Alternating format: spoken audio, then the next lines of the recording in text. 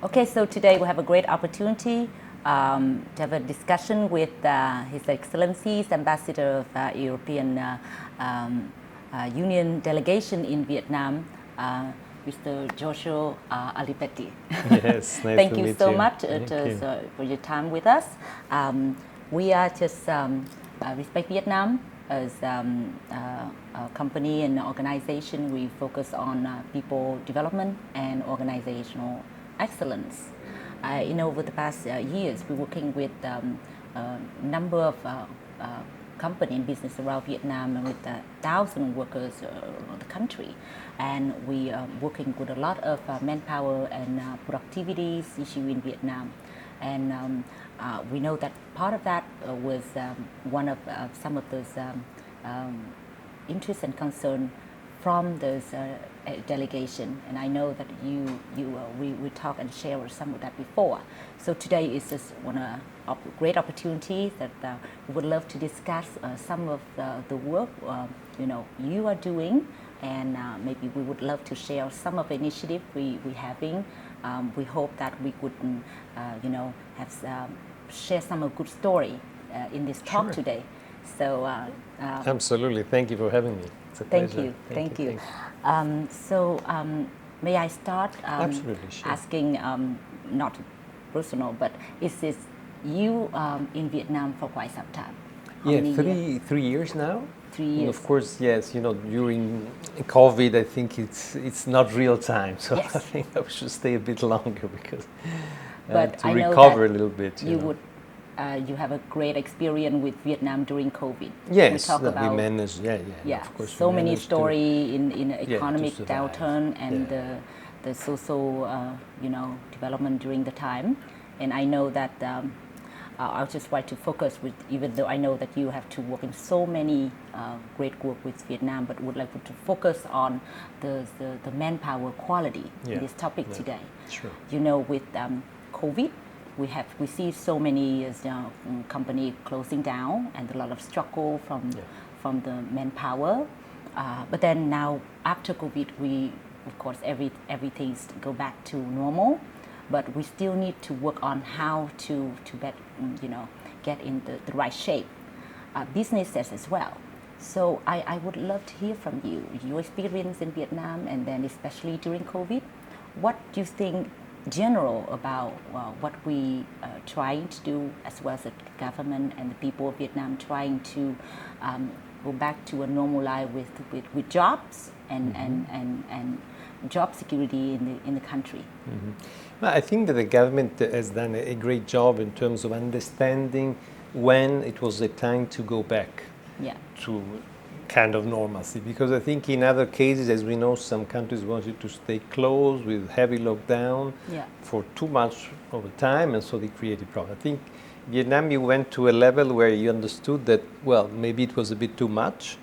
And then, thanks to the vaccine, of course, thanks to the vaccination, we as European Union were very happy to help on this, of course, also to help. But I think it was a good decision by the government to say, by the Prime Minister, to say, well, we have to go back, we cannot pay such a high economic price. Yes. So I think they managed to relax the rules and try covering the population and then get back to work. What is, I think, difficult, what I heard, it was difficult for many companies, was to go back to where they were before. Yes. Because, for instance, in Ho Chi Minh City or Hanoi, many people were here, workers, and they had to go away. In Ho Chi Minh, you remember, they were stuck there for 2 months. Yes. So they went back to their villages. They were afraid to coming back. So I think many companies, also many foreign companies, many people we know, they were telling us, listen, we don't find enough people. So the issue is the people are not coming back. And I think many people, not only in Vietnam, but all over the world, after COVID, many people realize, well, maybe the priority on work is, maybe a bit less heavy than before. We want to have a good balance of life, or you stay in the village. It's enough what you get to eat, and so you don't want to go back in the I'd factory. rather stay with my family. I'd stay with my family, maybe with my kids, and not going back in the factory to have a hard life. So I think the issue of the workers' condition is even more essential than before. It's even more relevant than before, because I think we have to consider this in a more holistic way, Because before we didn't think, also companies want just to hire people, good jobs, bad jobs, they just work and go home and job and go home. this is not enough. I think the Yes. workers need to be respected a bit more. Yes. Need to have also the sense of they are improving the growth, you know, Yes. for themselves, for the company. So I think it will be important also for businesses to fully understand this. I think it's a change of mind. It's a mindset that needs to be changed in order to really understand that sometimes it's not just profitability, but you have also something else beyond this. And not all the companies think in the same way. So I think this is an important element. For Europeans, this is particularly crucial because, as we know, we try to insist a lot on these issues. And also when we have foreign companies, European companies coming here, foreign direct investment, they have to abide by certain standards that we are pretty strict in Europe. Yes. And they continue to be. They have to be also here. And they will already become did more and that. more. Yes. Already that. So I think it's also a positive example for other companies, also for local companies or for other foreign companies to see, because there will be a competition. If they say they have better situation in one company, they Yes. want to go there, not to, yeah. So I think it's a matter of try to balance the market to improve slowly the level also of workers' condition all over the place. And what we saw in different parts of the world, it's a win-win situation, because if the workers are happier, they can be more productive, and also the companies will make more profit anyway. So I think Yes. it's, Yes. at the end, it's in their own interest. I think I don't have to tell you that, you know better than me. But I mean, it's really something on which I think we go the same thinking as you, because of what you're telling about what you are doing. This is very similar to our approach, you know, in order to try to have a better understanding between the companies and the workers, trying to give better conditions and trying to respect workers as much as possible. So I think this is an important element. As I said, with COVID, I think it's becoming even more relevant, I think, also in Vietnam.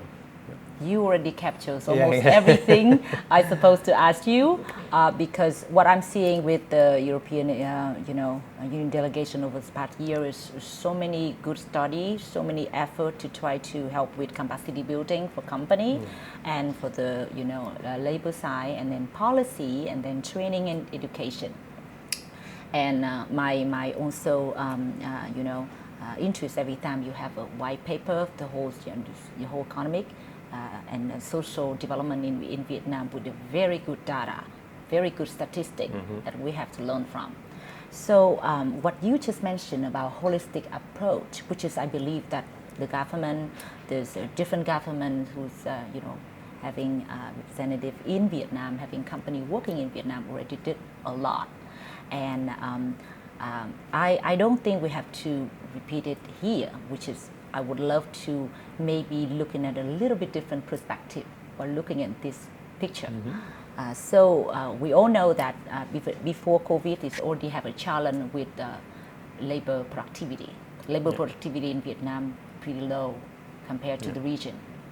And then we have this quality, not just high-level workers, not just low-level worker, but high-level worker. And then in our perspective, the management skill in the markets also is need a lot of improvement.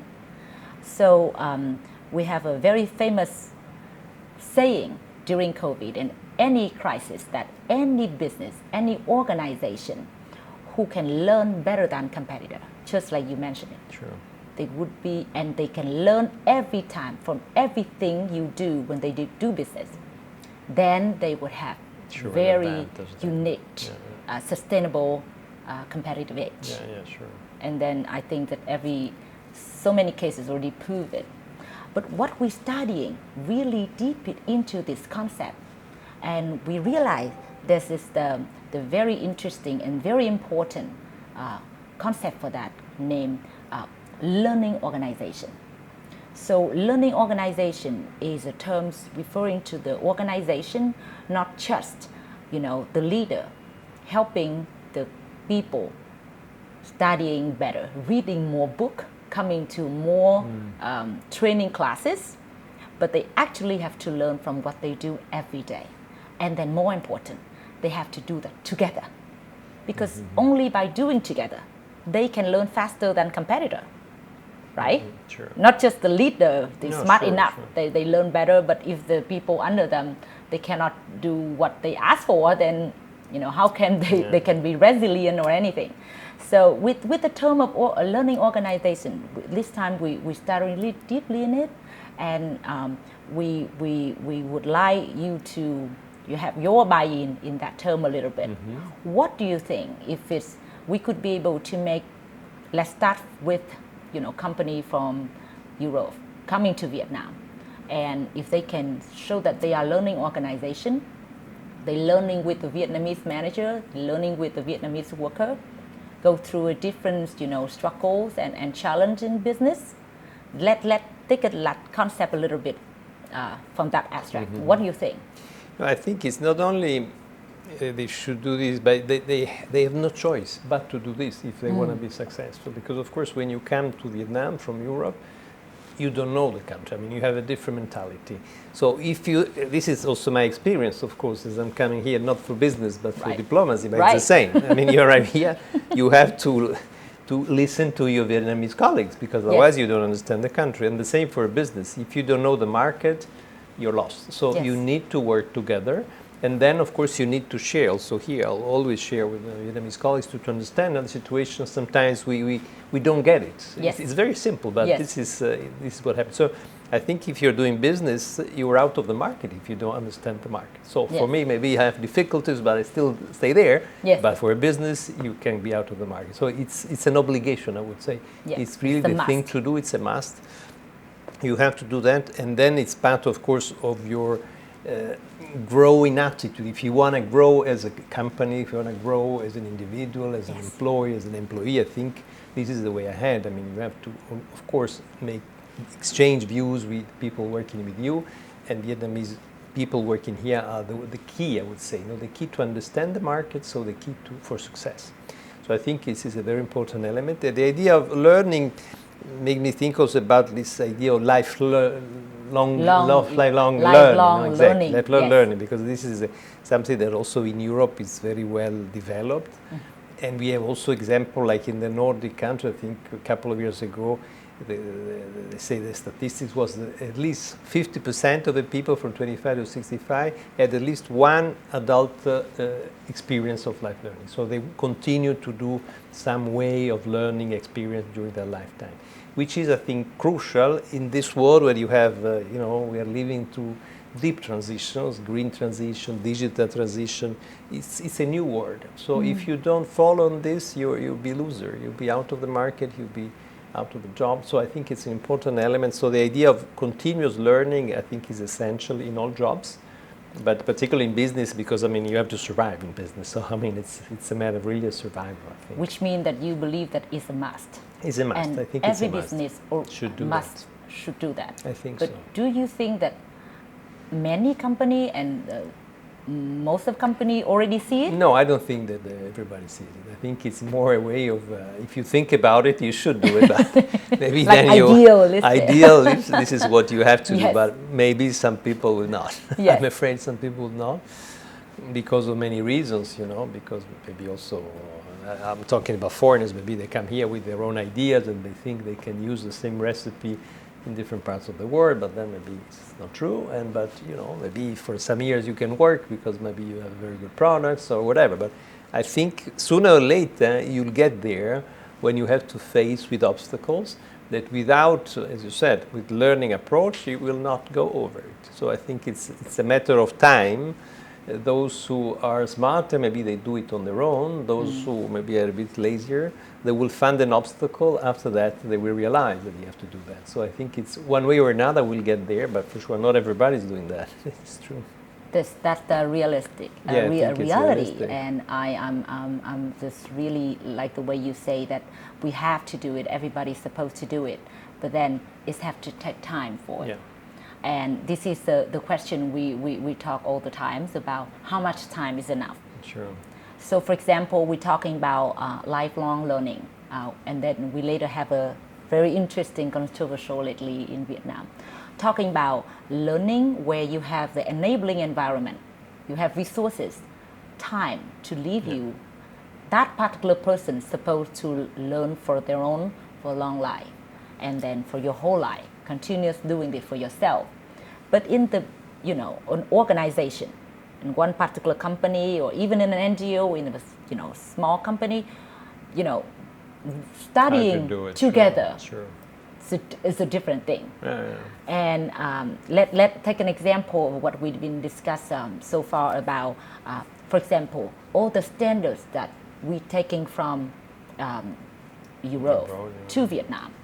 We would like to make sure that the company in Vietnam, they actually do good for their worker. Literally, in ideal world, we don't have to. They're supposed to do that good thing for their workers, right? And in order to, produce better, make more money, get a higher margin, it's not always the case.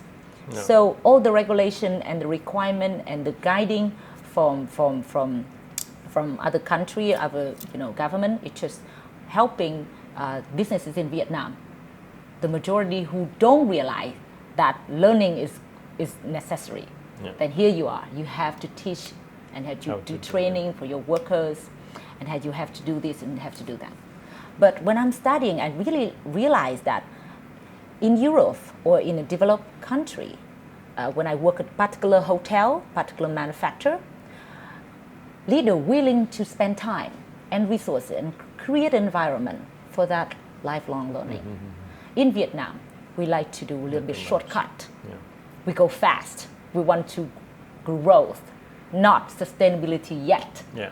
And the matter of people try to learn how to adopt those standards and regulation into their factory, into their hotel, or into the hospital, in some of the school, getting a little bit overwhelmed. Mm-hmm. So the argument we're seeing that, we have so many standards. Let's not mention there's some CSR standards, social doing good for the society standard. Too much. Mm-hmm. We cannot handle that. What do you think about that? No, I think it can be a real issue, of course, because also the standardization, the standard definition, of course, they come from different stories, from different parts of the world. And every country may be trying to impose its own standards. So, of course, it can create some issues there. So I think you're right that there should be maybe a simplification and try to understand. I think simplification of standards is important because regulations, we see it here, are extremely complicated. And as you said, it can be overwhelming. So I think we have process. It's a learning process. Yeah. No, but I think you have to, of course, you have to consider, to acknowledge that Vietnam has been developing only recently. Yeah. Wherever in Europe we have been, for a long time. So of course we had more time to think about these things. And usually when you're just running, you don't tend to think. So we're a bit slower now. Also, if you look at our numbers in growth. So when you walk, you can think. When you run, you're just trying to avoid the obstacles. So of course, it's a different race. So we have to acknowledge that. It's not good for traffic. It's not good for traffic either. But I mean, it's true that we have to acknowledge the differences. We cannot pretend that Vietnam becomes, like a European country tomorrow, because it will not happen. So we have some ambition. You have some ambition, and it's good. Not there but yet. Of course, you need step by step. Yeah. This aspect of learning and lifelong learning, I think, is essential, and it's good that someone like you, some of your, some companies, consultancy, they raise the issue because, as you said, some people just think about money, profit, and forget about this thing, but it's not sustainable. So I think it's essentially exactly also in line with what, as European Union, we do on these kind of things. So it's very relevant to continue insisting this, knowing that, it's a step-by-step process. So the idea of the leadership understand better that there is a need for them. It's good. So the idea of corporate social responsibility is a very good idea because it shows that business care about what they do, about the impact they have. So it's essential. The idea of too many standards can be tackled trying to simplify these things. So I think the whole thing is a proper thing to do, so corporate social responsibility is very important, and it's part of the idea of sustainability. But sometimes, it's good maybe to also to think about that, to see maybe there are too many rules. We're trying to simplify to see what are the real priorities and to work better on this. I think because not everything can be a priority. So if you want to have priorities, so you have to simplify. Given the limited resources, exactly. You have limited resources, but everybody has limited resources in the end. So I think it's important to prioritize and to see what really needs to be done. So, but CSR as such, of course, is an essential element. I think it's important for business, and we expect European companies, of course, to be very rigorous on this. Because I'm so happy. And you think it's relevant. Absolutely. And already two keywords that I already take away from what you're saying is simplicity. simplification of everything is way too overwhelmed, because if yes, we have enough time, we have enough resources, but given the fact that we never have enough, even before COVID. But you know, the good part, only one good part thing from COVID-19, what I'm seeing, and many people agree, is actually the urgency of changes. And people say that, okay, I have no time, no resources. This is how I have to do something to change.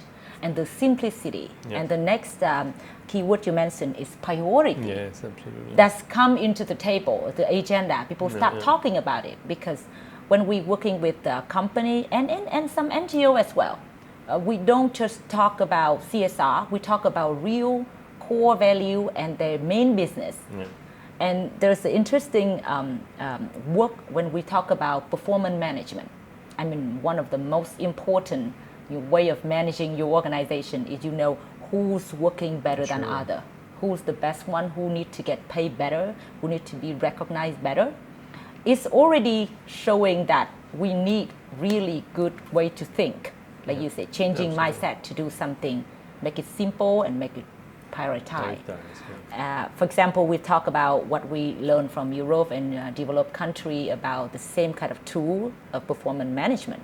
But when it comes to Vietnam, it's no different from CSR. It's really so many ways of doing it.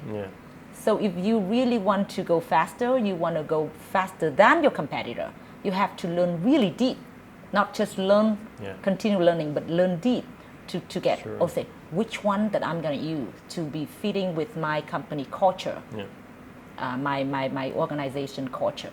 So that's a similar one. But thank you so much for that absolutely. Keyword, because it's exactly relevant with what we're doing. And simplicities and priority, it should be in the business agenda. What I would like to raise it up a little bit, when we talking about different company have a leader realize that, okay, I need to make things simple. I need to think lean thinking, right?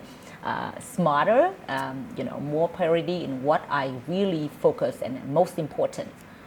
With how we could be able to bring the similar message to the bigger range of businesses and leader, or just let them, whoever the good leader would realize it?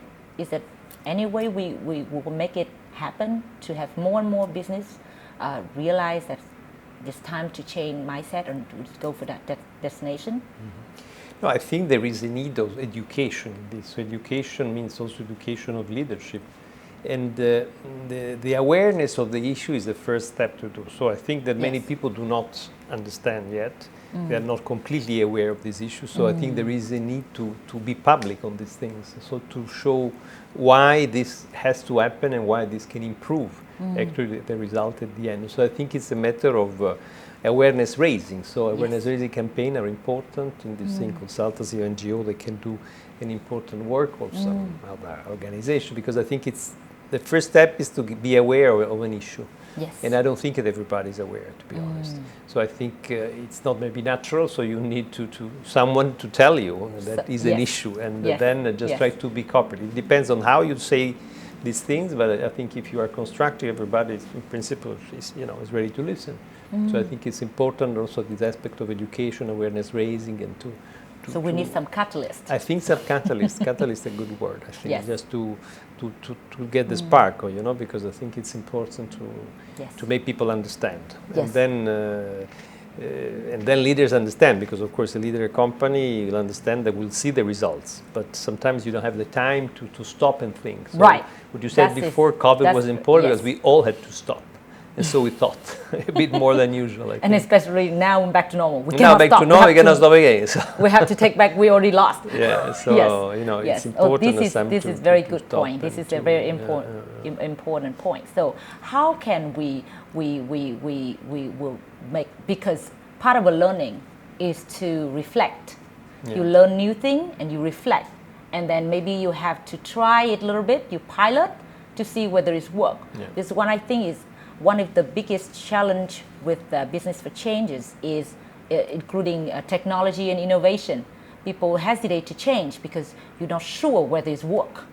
And I'm a business people. I cannot pay for if things go wrong. And we still working on that. We still, one of the way that we're trying to pilot some of our initiative with most of a leading company who already have leader with a very good vision, and they already seeing, they already aware.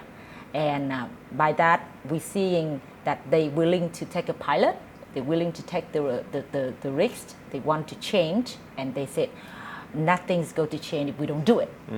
So one of our work we're doing relating to what you mentioned with simplicity and priority, for example, is make a standard, working standard in one company, including CSR, into infographic. Using lean thinking and design thinking to make everyone become a lean thinker. People start to think lean. Good. We talk to each other in the simple way that you get the main message, really exchange and transfer among each other first, and then if you understand each other enough, you can continue. And then is there another very interesting concept that I want to share with you, and I would love to hear what you're saying. Part of a learning is when you reflect, and in one organization we have the term called single feedback loop or double feedback loop. Another word saying that when you seeing something go wrong in your company, some people raising their voice. They say there is a problem with production. There is a problem with service out there. This is a feedback I want to give to contribute. Leader doesn't want most leader doesn't like to hear that because everybody wants to listen to success story. Nobody likes to talk about failure. True. So there's a situation with the single feedback loop, which means that if you see the problem, you solve it. Just get it done, and then you go to the next. But the problem is that kind of problem stay, and it would repeat again. For the company who do double loops, they try to solve it to the end, so the problem would not repeat it. That two ways already happen with the different type of leadership. What do you think is in the real general world that we're seeing? Is that how we would be able to think about, go more for the direction of because we talk about sustainability here, and we have a concrete term of put it like that. Yeah, I think that many people do, as you said, this single feedback because it's the easier thing to do. Yes. So right. I think that quick fix. So people like quick fix. People in the business think even more because they cannot waste time. And so I think this is a problem. Okay, you solve it and we go ahead without going deep. So I think this is part of a discussion we had before about the idea of learning. So why is a learning organization important? Because learning means understanding and try to find solution to problems, not just to quick fix. So I think it's all linked. No, what you're saying, it's linked to what we said before. Yes. Unless you have this approach, you don't get it. So if you don't have this approach, you try just to say, okay, small things, small problems, we fix them and we go ahead. We fix this, fix that, go ahead. They don't realize that maybe there is, as you said, a feedback or things come back again with the same or similar situations and they're not solved. So I think this is part of a mindset. So in what we are saying, I think at the end is a better mindset. If you have the right mindset, you understand to go deep in the problems, to understand the sustainability issue, and then your company can be successful in the long term. If you want just a quick fix to quick money, you don't care about these things, but then you don't go very far.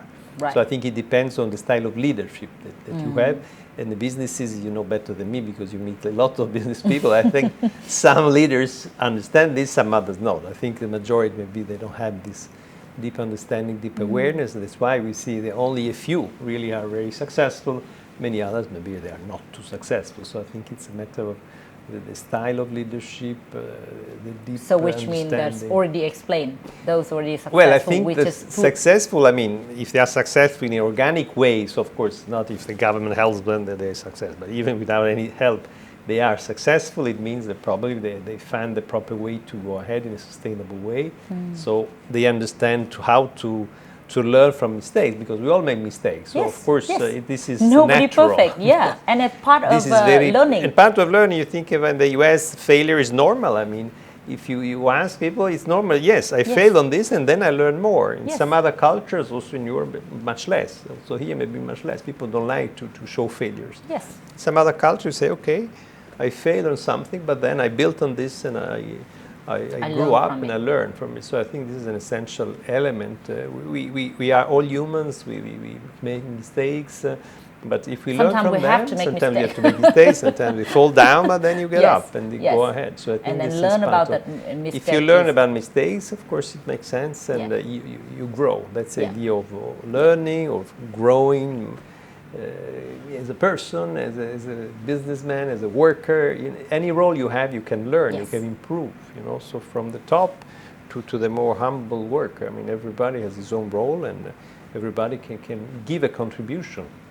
So to the sustainability of a company. In many cases, these issues come from the bottom, because maybe also low level say, well, there was this problem, I try to solve it this way, and you can tell your boss. The company listen to the initiative, they listen, exactly. So because they know more. They know more, exactly. Because they know more, of course, because every day they are doing these kind of things, so they know more. And say, change this, change that, and then it tells. So it's all a matter of how you deal with business, how you manage your own staff, you manage your workers. So at the end, it's the respect you have also for the workers. Because if you respect someone, you are ready to listen. If you don't respect someone, you don't care. So if they tell you something, say, oh, no, I don't care. What do you know about that? I'm the boss, so I know better than you. So I think it's all part of mindset. It's all part of respect. You are called respect, so you know better than me. But I mean, this is a crucial element. We always say about sustainability. We are learning. No, but I mean, this is the essential elements to have a sustainable, successful company. Because if it's not sustainable, it will go up and then it will go down. So to be sustainably successful, I think you need a number of elements, and this idea of growing mindset, lifelong experience, learn experience, I think are crucial in order to better understand, to become better people and better businessmen. So, which means that we all agree the fact that is a part of a learning organization. There's all kind of element, including learning, and then giving, accept the mistake and learn from it. Learn from them. On. Yes. So that's what you mentioned. That's get me go right into the good term of this. So maybe hopefully that, because we try to test and use a lot of different terms to go with different leaders. Hopefully that it's not like they don't see it or because they don't have time for it, but they don't realize it. But there's a very good term that I think most of our leaders would feel comfortable with it. I don't know what you agree with me, but there's a term called intelligent fast failure. Intelligent fast mistake. So we make mistake, we fail, but the best way to really look into it, really deeply, learn from it, and really fall fast, which means that make sure our mistakes doesn't stay that long. Which means you have to spend a lot of effort. You have to work, with the wisdom from the teams around you to solve that as quick as possible. But of course, into the end, so it's not going to repeat again. That's why it's called intelligent, smart. Otherwise, not smart. Because if it happened and then repeat it again later on, it's already one cost. Not smart. And then if it take too long to change it, it's not smart either. What do you think about it? It sounds great? Yeah, no, absolutely. It sounds very, very, very smart, actually. No, I think it's correct. Of course, we have to find smart solution in a complex world. I think this is an important element because, of course, we are now talking in theory, of course. We have to understand and knowledge that people in business, they have everyday decision. Maybe they have to make 100 decisions per day. And they are under pressure. Maybe the companies, the boss, super boss say, I want this, I want that. You have to deal with problems you find out. So it's not easy. So we have to acknowledge it's not easy. So seen from outside, of course, it's easier, but when you are in everyday work, it can become a bit more different. So I think to be smart is essential. But this is essentially if you try to step back a little bit from what you're doing, maybe in the evening or you go home and then you think, I did this and that, maybe there was a mistake.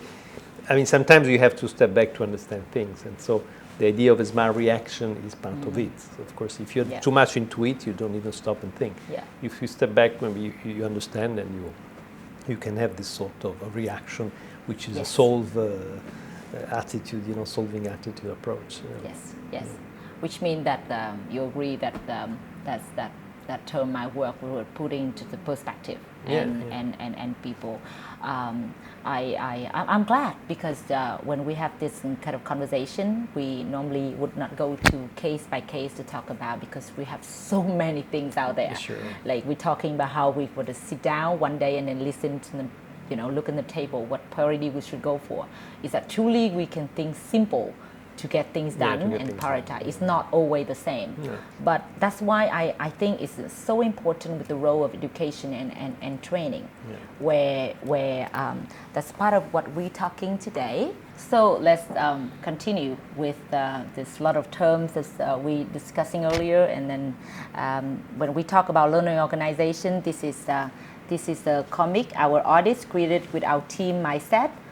When we talk about learning curve, in an organization, people learn, and then the more they learn, the more knowledge and more mindsets they change, the more progress they would make. Sure. But for some people, they would already see the mindset going up. They're happy and they're very good at work and as a leader as well. Mm-hmm. But some people, if they cannot measure their learning curve, how much effort, how much book they need to read, how much work you have to do, how much more you have to learn, you look like you're really lost. Yeah. Of course, for those who think that spending too much money, time, and effort on learning and education and development, but you don't see any result, then some of the investor and leadership, no, I don't want to invest in it anymore. So part of the picture is also the idea why we're talking about learning organization. It's so important to have a good measurement for people to really reflect what we learn and learn fast from it. Like we say, learn smart. Sure. And all the term we just mentioned is reflecting it. And I can tell you that some of organizations, some of business with the good leader, good vision, they already see it. So I just want to go back to what we discussed earlier about learning among this, what we have in the developed economy. In Europe, coming to Vietnam is doing business and have to learn about what happened in Vietnam, as well as the Vietnamese business learning what you have in European, and in order to export, in order to do more joining the market. That kind of a learning, how we actually would be able to measure from all the effort, trying to learn from each other like that, whether it's all those learning and development and education effort that government trying to help business, is that the way to measure? Or that from CSR perspective, for example, we have a due diligence framework and a lot of effort to bring into Vietnam and try to see what company is doing better than other. How's the way to measure all that? Well, I think it's an important element, of course, as you said, because if you don't measure, you don't know. So the basis of knowledge is measuring, because you may think you're going in the right direction, maybe you're going wrong. Yes. So measurement is an essential problem. I agree with you.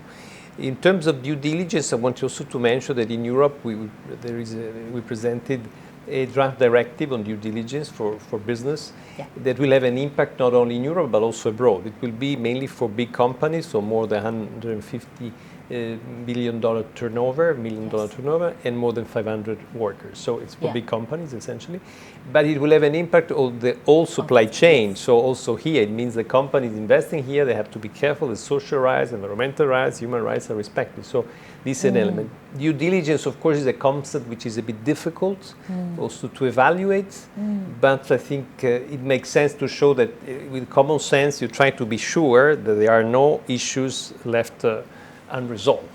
So in that sense, you'll see, you have 2 cases, 3 cases, 10 cases, 100 cases. I mean, you will see if there are issues on social rights, or how will they treat workers, on human rights or something. Of course, you can measure the incidents you can have, the conflicts you can have. So there are ways of seeing if you're going in the right direction or not. So in that sense, I think you can find ways of measuring also these kind of things.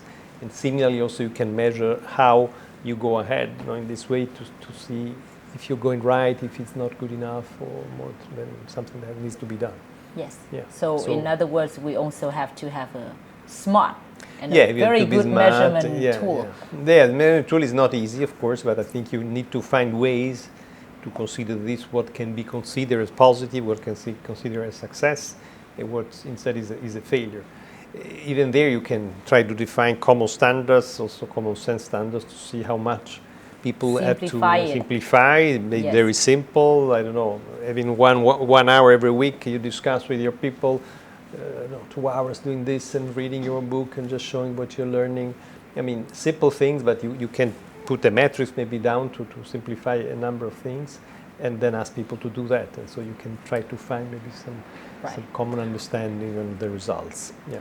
And I already see there's a learning process during the ways that we all develop due diligence, the tool over the years. I mean, in the past, we also working with the program that there's not only auditing or due diligence with checklist, not anymore, because the checklist with hundreds of items doesn't reflecting the most important thing, showing that whether that company is good in ESG, in environmental governance and social. The checklist would be lost in translation. The checklist would sometimes confuse the auditor and even the most dedicated inspector, right? So how to actually simplify it in the way that everybody involved in the process really realize that this is the most important factor. So one of the interesting work we're doing is we're seeing that when company trying to train their workers from labor law and then for their regulation, every time they have to put about 100 workers in one place and then start teaching them about how many new items in the labor law and how many items in the particular law and how to make sure the worker learn from it. But the worker said, no, I'm already so busy with work. My mind was think about tomorrow what we're going to eat or how I'm going to pay my bill. It is not working. And so when companies spending a lot of work and time for those training, in the end of that particular years, and some due diligence expert came and said, did the company train you? They do. So do you remember this part? And that? No, I don't remember. So the company realized, oh, I spent a lot of time and effort to do all this, but turns out it doesn't help. Maybe we have to find somewhere else. And that's why visualizing and digitalizing regulation and standards step into. And I'm so happy that you also, buy in and supported in this an idea and bring idea into practice. We would like to introduce this to more, but think a little more on how to simplify those standard and regulation. I mean, from policy making standpoint, of course, that is, most of a policymaker job, and of course, but they are not in the company. Yeah, sure. They not even the one who come visit every time they do due diligence. And some of the works is already as well lost in translation, for example. How to make sure we would be able to simplify this effort and try to make a different stakeholder get in, and really having the conversation would be improving this process. Well, I think, as you said, I mean, this is very important. As you said, it's good to have these kind of examples, those kind of things that really simplify, because when policymakers do things, they think big. But then when you are small, you need to pass the message. And so you do big things, and as you said, lost in translation, nothing gets down. So nothing trickles down. So I think it's important, as you said, to try to simplify. Now, this is a work that also maybe consultants or NGOs or some others can do to help also companies, because I think, as we said before, companies often don't have the time to do that. But I think it's a good idea to try really to be simple, to show to everybody. So if everybody understands the 4 main things that needs to be done, it would be a huge step ahead. So I think it's a good idea to try to pass a simple message, standardizing things as much as possible in a simple way. And this would be very helpful. So I think what you're doing is very in the right direction, also for sustainability. I think it's an important element. We're happy to support you on this one. I know it's not easy yet. No, it's not easy. No, it's not easy, of course. But it's good that you think about these issues and you're trying to to present smart problems in a simple way, so easy to understand, which is the most important thing. So it's a sort of translator, let's say, between the big business and the workers. I think in a way translating the big ideas to workers and trying to pass the main message. So we are very much supportive in this, in particular because you mentioned a lot about sustainability, about these issues that are really key for green transition, digital transition that we are living today. So it's a very good job that you're doing, and thank you we're so very, much. very happy to support you in this and to help you for what we can. I know this could be not an easy way of doing, because what we're doing a little bit of change. Yeah, sure. No, of course, we had resistance, and somebody told me that vulnerability is the first plate of innovation. Sometimes you have to, feel like pretty lonely, and you have to be a little bit, go ahead a little bit in order to get there. But I'm so happy that I have a lot of support, and not just us. We are working with so many other stakeholders. People are trying to do their own way, different way. So maybe it would be the last, not just a question, but I think it will be a proposal of, I think from our perspective, and not only respect Vietnam, but as many stakeholders are trying to do this, the good thing to you, that maybe would be from the European as ambassador, that would be wonderful if we had more opportunity for different stakeholders like us. We will be able to share our initiative, because what we're seeing right now in a different forum, different landscape, seems like it's a little bit I think it's a little bit, we need some more of a collaboration, of sharing of what we're doing. This, what we're seeing a big forum, but we cannot tell all the from, we talk about deep learning, right? Is some of the one or two workshop cannot tell is really a good learning process. I hope that the Europe we can help you on this. Union would pull it together. We would share those, and you would be ours, not just you only supporting us, but you will see the process, and maybe you would see that whether it's help, because when the company from Europe coming to Vietnam or already here, they already learn from this part, they would be the wonderful good example for the Vietnamese company. Because that's how we're seeing the market doing. They learn from a bigger player. Of course. Yes. No, of course. Yes. No, thank you for your proposal. Let's see. Well, I think they can have opportunities to work together and to facilitate this message to be passed on also with other companies and Chamber of Commerce that I think could be more than receptive to these ideas. No, thank you so much. And all the best for your future activities. Thank you so much, Ambassador. Thank you I just would like to use some of our artist work. I hope that you would enjoy, because we're using some of the comic. Very good. Thank you. Nice. I think you might like this picture. We're talking about quality and equality in a simple way with a cockfighting. Ways that we talk about parity, whether we put in support the same or not. the most vulnerable, where we support everyone. This is, I think you would like it, with a lot of leader and business as well. Enjoy it. We see how is it influencing in the corporate culture from top to bottom. But we have to learn to change, because everyone want to change. Absolutely. And lastly, this is the ones that one of our students they recommend, and we have the program of helping have a fellowship for 100 female leaders. This is very nice. And of course we hope that would come from another 100 learning organizations. If you can identify. Gender we didn't discuss, but I think gender and youth I think are essential part of this change, and it's really essential for us that they are at the center of this change. It's so this female leader, she believes that CSR, any good thing, a company should be able to come from within. Then with that, you don't need any external pressure or forces in order for you to be better. So I hope you enjoy some of our work. Thank you so much. Thank you so much for your Great. time No, and it's for my your pleasure. encouraging words, and everything my you shared pleasure. today is actually would be this, leading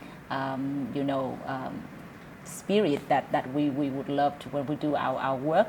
Good. And again, we wish you all this great work that you're doing, but it's up to many other great level of helping Vietnam working in much better collaboration with European Union. Thank you so much. Thank you, again, Ambassador. all the best, and keep up with your good work. Thank you. Thank you so much. Thank you. Thank you.